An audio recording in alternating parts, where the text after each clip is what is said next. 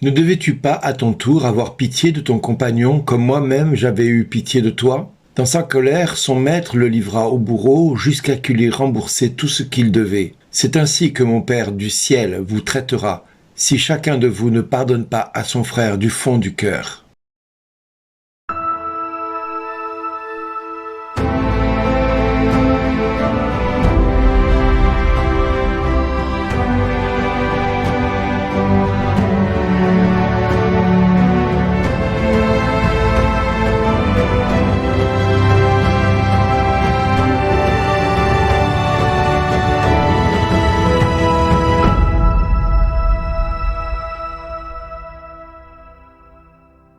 Au nom du Père, du Fils et du Saint-Esprit. Amen. Bonjour les amis. Le pardon. Encore le pardon. Quitter la prison du ressentiment. Quitter le rejet qui nous habite. Quitter ce que nous ressentons depuis tant d'années. Ou allons-nous continuer pendant encore longtemps à porter le poids du passé, le poids des humiliations, du rejet, des condamnations, des critiques mortifères? Ou allons-nous choisir le chemin du pardon avec Jésus? Dans la première lecture, Dieu demande au prophète Ézéchiel de préparer un sac d'exilés et de quitter sa maison sous les yeux du peuple. Prépare-toi un sac d'exilés, sous leurs yeux, pars en plein jour. Ézéchiel devient un signe vivant. Par son geste, Dieu veut réveiller un peuple qui possède des yeux mais ne voit pas, des oreilles mais n'entend pas. Oui les amis, nous pouvons nous aussi voir, connaître la parole de Dieu sans se laisser éclairer, sans laisser celle-ci toucher notre cœur ou notre vie. Nous pouvons entendre parler du pardon pendant des années tout en conservant au fond de notre cœur et de notre vie une liste interminable de blessures que nous avons subies et les personnes qui en sont l'origine. Nous continuons alors à avancer avec un véritable sac d'exilés sur les épaules. Le sac des humiliations, des trahisons, des injustices, des paroles blessantes et mortifères, des abandons, des déceptions, des rejets, des condamnations. Certaines personnes portent ce sac depuis 10, voire 20, voire 40 ans. Elles ont changé de maison, de travail ou de communauté, mais intérieurement, elles sont toujours prisonnières du même événement. Aujourd'hui, Jésus nous demande: veux-tu enfin déposer ce sac devant moi et me le laisser, ne pas repartir avec, pardonner jusqu'à 70 fois 7 fois. Retenez bien ce chiffre, 70 fois 7 fois, 7, 0 multiplié par 7. Pierre demande à Jésus: Seigneur, lorsque mon frère commettra des fautes contre moi, combien de fois dois-je lui pardonner? Jusqu'à 7 fois? Pierre pense être très généreux, mais Jésus lui répond: je ne te dis pas jusqu'à 7 fois, mais jusqu'à 70 fois 7 fois. Entendez bien une troisième fois ce chiffre. Il ne dit pas de tenir une comptabilité jusqu'à pardonner jusqu'à 99% des fois que nous avons été blessés, humiliés. Il nous demande de renoncer à compter nos offenses. Mais il nous invite à aller vers la perfection. 70 fois 7 fois. 7, 0 multiplié par 7. Pourquoi? Parce que Dieu lui-même a cessé de compter nos fautes lorsque nous nous sommes tournés vers lui avec un cœur sincère. Lui nous a pardonné 77 fois 7 fois. 7, 7 multiplié par 7. Et nous, il nous demande de pardonner 7, 0 multiplié par 7. Vous comprenez l'exigence, tout en voyant que Jésus ne nous pousse pas au-delà de ce que nous pouvons accomplir. Dans la parabole, le premier serviteur devait une somme impossible à rembourser. Pourtant, le maître, saisi de compassion, lui remet toute sa dette. Toute, pas un petit peu, mais toute sa dette. Mais cet homme rencontre ensuite un compagnon qui lui doit infiniment moins. Il le saisit à la gorge et exige « Rembourse ta dette !» Cette parole peut parfois habiter notre cœur. « Tu vas me le payer pour tout ce que tu m'as fait subir. » Nous ne le disons peut-être pas à voix haute, quoique des fois on peut être très en colère. Mais nous faisons payer l'autre par notre silence, notre froideur, notre colère, notre mépris ou notre refus de le regarder. Nous rejouons sans cesse son procès devant nos yeux et dans notre tête. Or, en voulant enfermer celui qui nous a blessés, nous nous enfermons nous-mêmes avec lui. Pardonner ne signifie pas tout accepter, les amis. C'est pas ce que je suis en train de vous dire. Le pardon chrétien ne consiste pas à dire que le mal n'était pas grave. Une femme violée est une femme violée. Il ne supprime ni la vérité, ni la justice, ni la nécessité de protéger la victime qu'elle est. Pardonner ne signifie pas non plus forcément reprendre une relation avec celui qui l'a violée. Il est parfois indispensable de poser une limite, de prendre un peu de distance, de signaler des violences et de demander la justice.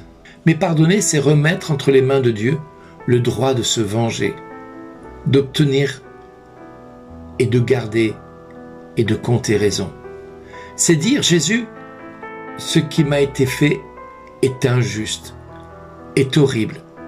Je ne peux pas l'effacer de ma mémoire ni de mon passé, mais je refuse que cette blessure gouverne encore mon avenir. Je te remets donc cette personne, ma colère et mon désir de lui faire payer sa dette, et surtout mon désir de ne pas oublier ce qu'il m'a fait ou m'a fait subir. Le pardon est parfois une décision importante et instantanée, mais sa guérison peut demander du temps. Lorsque la souffrance revient, nous pouvons devoir renouveler cette décision. Jésus, aujourd'hui encore, je choisis de pardonner à cette personne le mal qu'il m'a fait. Le chemin vécu par les saints comme Joséphine Bakhita, qui fut enlevée lorsqu'elle était enfant, vendue comme esclave et cruellement maltraitée. Pourtant, après avoir rencontré le Christ, elle ne laissa pas la haine devenir son identité. Elle alla jusqu'à dire que si elle rencontrait ceux qui l'avaient fait souffrir, elle s'agenouillerait devant eux, car à travers ce douloureux chemin qu'elle avait vécu et traversé,